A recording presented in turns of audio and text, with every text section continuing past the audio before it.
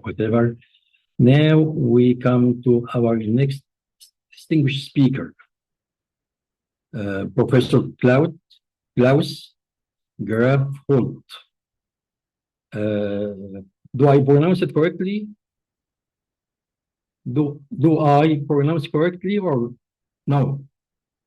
You are muted, Klaus. You are muted. You are. Yes. Dr. Klaus is the full professor at the Department of Endocrinology and Department of Molecular Medicine at Aarhus University Hospital in Denmark. I knew that he is one of the authors of the guidelines about Turner syndrome, and his talk today is about new international Turner syndrome guidelines and clinical care. The floor is yours, Professor Klaus. Thank you. So these are my disclosures, and I should say that I'm going to talk about the new guidelines, and there was a participation from all over the world in developing these new guidelines with both European, American, and societies from the rest of the world, including the Arab countries. And we received a lot of support, monetary support for this from both Novo Nordisk and Ascendis Pharma and other associations. So this builds on previous guidelines published in 2007 and 2017. And then in 2020 and 21, we decided that it was time to develop some new international guidelines. And we invited a lot of different people to participate in this, and altogether 80 experts from all over the world came together in Denmark to develop these new guidelines, and a lot of work was performed before we met with people reading the literature and being divided into different groups, altogether 8 different groups that worked together to develop these new guidelines. And you can see here that it is truly a multi-society involvement, and it was a great pleasure to develop these new guidelines together with all these different people. And this is a picture of all of us during June 2023, last year, when we met and had some very, very nice days discussing and debating and trying to put together these guidelines. So the scope of the guidelines was really to look at all temporal stages of life with Turner syndrome. We wanted to discuss all aspects of conditions seen in Turner syndrome. So that meant that we involved pediatricians, adult endocrinologists, fertility specialists, gynecologists, people with internal medicine background, neurocognitive aspects, and ENT people, and so on. We used the grading of recommendations, assessment, development, and evaluation to develop the guidelines. And we especially looked at the efficacy and most optimal treatment of short stature, the most optimal treatment of infertility, hypertension, and the most optimal hormone replacement therapy during adult life. So you all know how to diagnose a patient with Turner syndrome, and it's still with karyotyping as the gold standard. And but today, new methods have proven just as efficacious. For instance, microarray analyses, as well as both exome and whole genome sequencing, with which you can also diagnose Turner syndrome.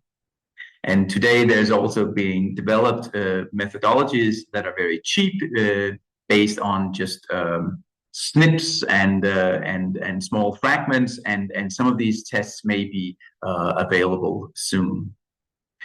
So there are some challenges with delayed diagnosis and non-diagnosis of Turner syndrome. We know that Turner syndrome, of course, can be diagnosed already during pregnancy, and if you have prenatal detection schemes available in your country, we can see that in Denmark, at least, we detect up to 42% of Turner syndrome fetuses, depending on which chromosome setup they have.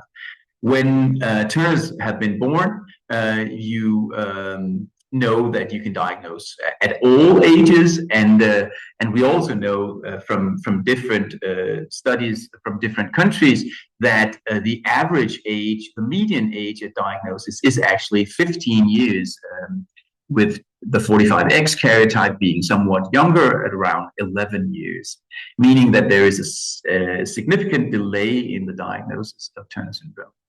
So if we were to improve diagnosis, we had a brainstorming session, and if we could agree that we could meet several criteria, such as Turner syndrome being an important health problem with a well-understood natural history, accepted treatments, and so on, could we then use population-based neonatal genetic screening? This has not been done anywhere in the world and is not being done presently, but we are actually considering this in Denmark at the moment, and this may prove to be effective in diagnosing all with Turner syndrome already at birth.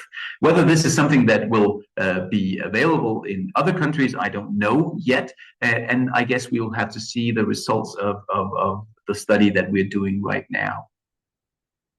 So for guidelines for Turner syndrome, we had several, but I just show you a few of them. And we, of course, recommend considering a diagnosis of Turner syndrome in individuals with a female phenotype with a karyotype containing one X chromosome and complete or partial absence of the second sex chromosome. We also recommend that the surveillance guidelines also apply to individuals with 45X/46XY mosaicism with either ambiguous or male external genitalia, regardless of the sex of rearing. And we recommend that when sex chromosomes are included as part of the non-invasive prenatal test, NIPT, counseling should include information about the clinical validity and the performance. And we also suggest that ethical issues, phenotypic variability, methodological limitations, and feasibility of appropriate genetic counseling should be considered prior to adopting newborn screening platforms that identify Turner syndrome. For growth, you all know that growth hormone has proven effective in increasing the final height of Turner's girls, and so therefore we agreed on recommending GH treatment early on, because growth failure in Turner syndrome starts before birth and is rapid during the first years of life, and early growth hormone treatment can prevent further loss of height potential. Treatment may be offered from as young as 2 years of age in the following circumstances with evidence of growth failure, short stature, or likelihood of short stature. Growth hormone can be offered later as long as the epiphyses remain open. And we recommend a starting and maintenance growth hormone dose according to prescribing information approved for a specific country. Concerning puberty in sex hormone treatment, we recommend measuring LH, FSH, and as something new, anti-Müllerian hormone from already 8 to 9 years of age and until 11 to 12 years of age, if you want to refer for fertility preservation, if appropriate. And we recommend initiation of low-dose estrogen replacement between 11 and 12 years of age if FSH is elevated on at least 2 sequential measurements. And the estrogen dose should then slowly be increased to adult replacement dosage over 2 to 4 years. And we then recommend adding a cyclic progesterone once breakthrough bleeding occurs. And we recommend continuing cyclic estrogen and progesterone treatment until the usual age of menopause, approximately 50 to 50 years old, and then reevaluate for possible continued lower dose of E2 and progesterone. And we recommend individualized estrogen and progesterone replacement, taking account of patient preference to aid adherence with their management plan. So what's new with progesterone treatment? Well, we now recommend use of micronized progesterone or dihydrogesterone as first-line product dosing to use progesterone for at least 12 days every month. And that doses of progesterone should be proportionate to the dose of estradiol, and that studies of adherence and acceptability of different approaches and regimens are needed in view of reports of poor concordance with hormone replacement therapy. We also recommend an intrauterine device with levonorgestrel instead of using a monthly progesterone regimen, if available in your country. So, how to achieve appropriate estrogenization? Well, clinically, this of course has to do with proper breast development and to follow the growth velocity, monitoring of vaginal bleeding, quality of life, sexuality, and neurocognition. And laboratory values could be estradiol and FSH and LH. And radiologically, ultrasound of the uterus can be used because you can there measure the uterine growth and also the uterine lining. And then bone age, of course, and then also DEXA scans can be used to see if you attain a normal bone mass during treatment. Then we asked ourselves, who actually do receive hormonal replacement therapy? Well, these are some Danish data just to show you that there's actually a proportion of women that never get treated. You can see the light bars here indicating that depending on karyotype, a number of females never are treated.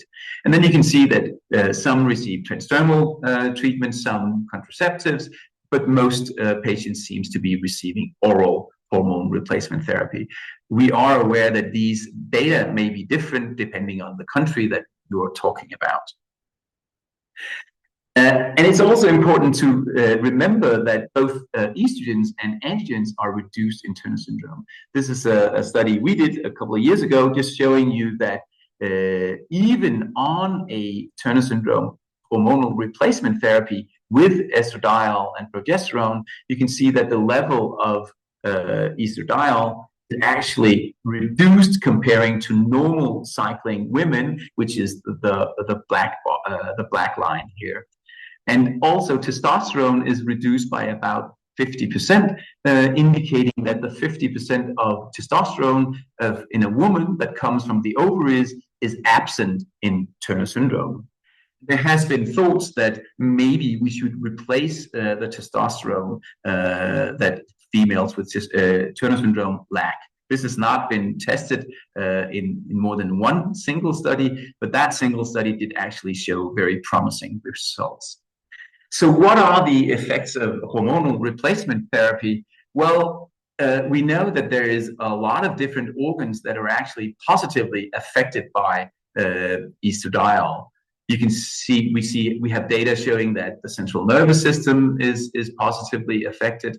Also the autoimmune system and the endocrine system, the cardiovascular system with reduced risk of hypertension, stroke, and atherosclerosis, and an improved lipid profile. Liver metabolism, you see normalized liver enzymes, weight and metabolic system with reduced visceral fit and improved physical fitness, sexual organs, normal uterine size, musculoskeletal system with normalization of bone mineral density and increased muscle mass. And then we don't see any increased risk of cancers in Turner syndrome. Actually, there seems to be a decreased risk of breast cancer. Concerning longevity, we don't know yet, but the data that are there seems to suggest that improved hormonal replacement therapy actually improves longevity as well. Turning to cardiovascular health, we also took a close look at that because, as you know, there are many left-sided congenital heart diseases present in many kids with Turner syndrome. So that's why we recommend that everybody should have a testing for that if you find left-sided congenital heart diseases. We also recommend a MR of the heart at some point during life after initial screening echocardiography. And we recommend lifelong surveillance, cardiovascular surveillance at a frequency that should be determined by their risk factors for aortic dissection. And many develop hypertension. About 50% of Turners will develop hypertension, and we recommend treatment with a beta blocker, an angiotensin receptor blocker, or both for individuals with Turner syndrome who have hypertension and especially a dilated aorta. So what are the frequencies of different cardiovascular malformations in Turner syndrome? Well, the overall incidence of congenital heart malformations is actually 23 to 50%. Bicuspid aortic valves, depending on the study, about 14 to 40%. Aortic coarctation, depending on the study, 4 to 15%. Bovine arch, 6 to 29%. Aberrant right subclavian artery, 6 to 8%. And persistent left superior vena cava, 2 to 13%. And also partial anomalous pulmonary venous return is frequent, as is hypoplastic left heart. So you can see that this is much more frequent than in the background population. So many Turners now opt for ovarian or egg donation in order to achieve pregnancy. And in the presence of aortic dilation or at least one other risk factor for dissection, we recommend an individualized peripartum cardiovascular care by a multidisciplinary team. And such a team should also include a maternal fetal medicine specialist and a cardiologist with expertise in Turner syndrome. And we recommend tight blood pressure control during pregnancy, and antihypertensive therapies and low-dose aspirin for the prevention of adverse pregnancy outcomes due to preeclampsia and related hypertensive disorders. And finally, most kids born to Turner women are born after cesarean section, but of course some can be born vaginally. So in the new guidelines, we have a number of workflows, and this is just one of them. And it's not because I want to go through this in any detail, but just so that you can know that these workflows are there and you can refer to them in order to diagnose cardiovascular issues in your kid with Turner syndrome. But we recommend a continued follow-up during childhood and also during adulthood. And the congenital anomalies are wrapped up in this picture. And then there's, of course, also the risk of acquired heart diseases in Turner syndrome, which is increased in comparison with the background population. But there are many different conditions that you can see in Turner syndrome, and it's important to be aware of all these different anomalies. Fertility is one of the things that is listed as most annoying to adult patients with Turner syndrome, and it therefore represents a lifelong challenge. And ahead of short stature, lack of sexual development during adolescence, and fear and uncertainty regarding the long-term effects of growth hormone and hormonal replacement therapy. And infertility affects the majority, and we see spontaneous development in 30 to 40% and spontaneous menarche in about 15%. But when most Turners reach adulthood, they will become infertile and stop menstruating. As I said, AMH is emerging as a biomarker for the pool of the functional ovarian reserve. So this is now used to a great extent in order to evaluate the ovarian reserve and evaluate the number of growing follicles that produce AMH. So concerning fertility, we recommend using AMH measurements continuously, and we recommend controlled ovarian stimulation and oocyte cryopreservation in females with a fertility potential, which will only be a minority. This can be done in the young adult or in the older teenager if appropriate, and if you have the expertise in your institution. And then there are some new things occurring with ovarian tissue cryopreservation being offered in a couple of studies around the world currently. And we don't know the outcome of these trials. And this will be very interesting to learn whether we can rescue fertility in Turner syndrome girls if we remove one ovary. But that is something that is being studied currently in research settings in a couple of countries. Throughout adulthood, there are a number of issues, and also throughout early life with Turner syndrome. And as something new, we have learned that early on in life, there can be problems with pre-feeding blood glucose levels that can be very low during the first 48 hours of life. So we recommend testing these during early on in life. And we recommend a comprehensive ophthalmologic examination early on in life. We recommend habilitation with hearing aids or cochlear implantation for those that develop sensorineural hearing loss. And we recommend promotion of healthy lifestyles, including exercise, to address modifiable risk factors of cardiovascular disease. And we recommend that HRT should be continued in the presence of elevated liver function abnormalities. There are some new, very large studies coming out.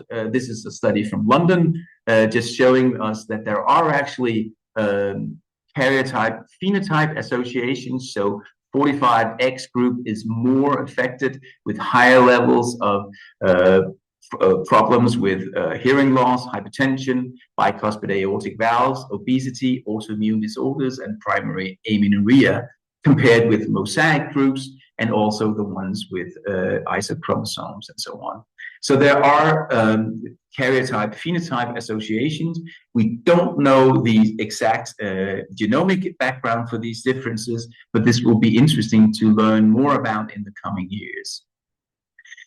There is also a lot of metabolic conditions. This is a huge French study with 1,500 French patients. And as you can see here, during from 10 to 30 years of life, you can see that there is a very steep increase in a number of conditions: autoimmune thyroid disease, hearing loss, abnormal glucose metabolism, hypertension, liver dysfunction, dyslipidemia, overweight. More than 50% of French Turners are overweight by the age of 25. Celiac disease is also very frequent.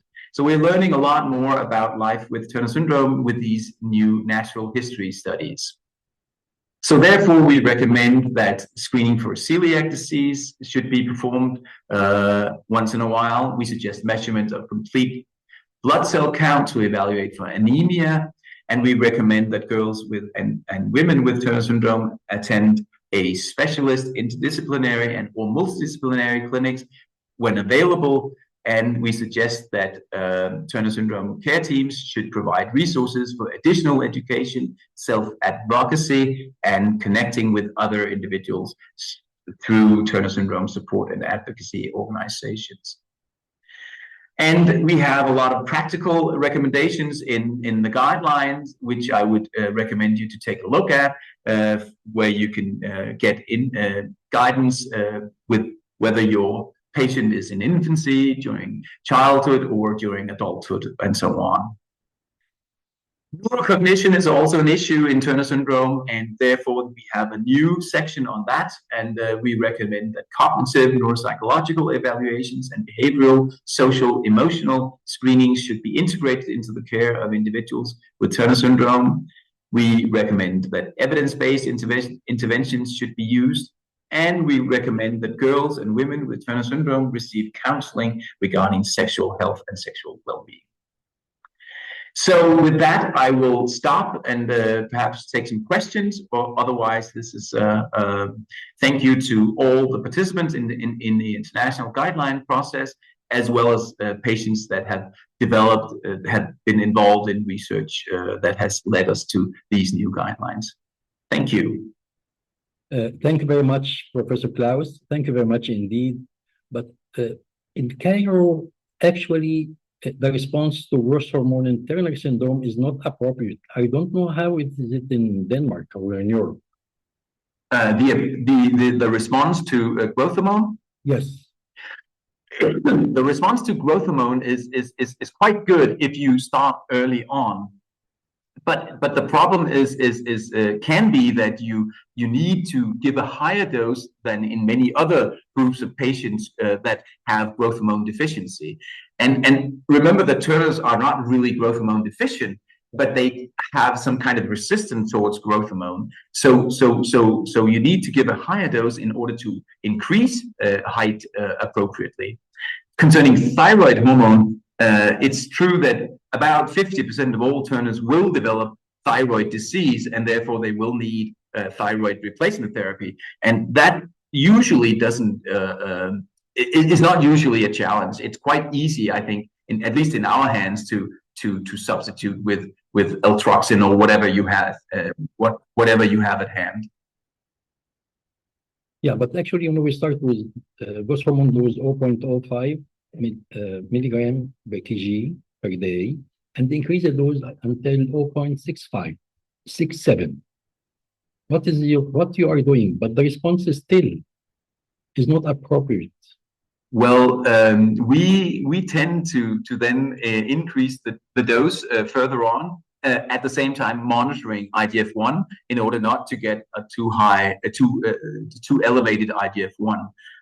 But I do know that sometimes you see a lot of resistance towards growth hormone, and I think that there you need to exclude that this could be due to hypothyroidism or celiac disease, or other conditions that the patient may suffer from, so that you have concomitant diseases that may hamper the treatment of growth hormone.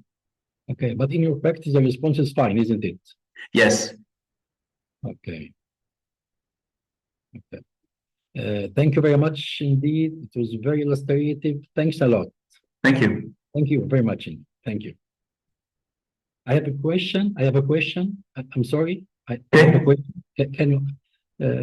Can you elaborate on the genetic of new mosaics? Just a second.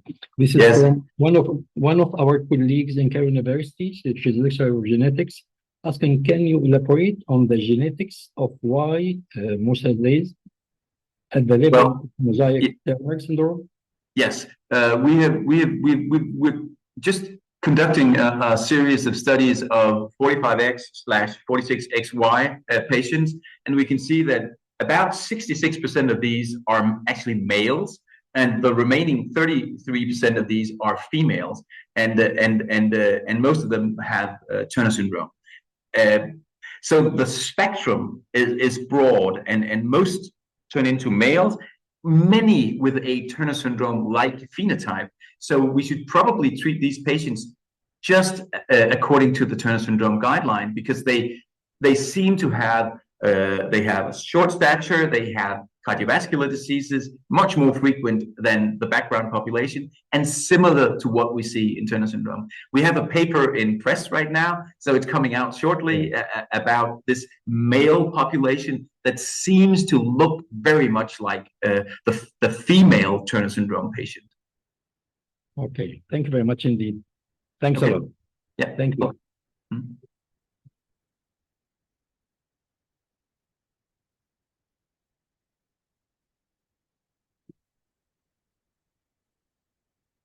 Professor Khalid. Okay.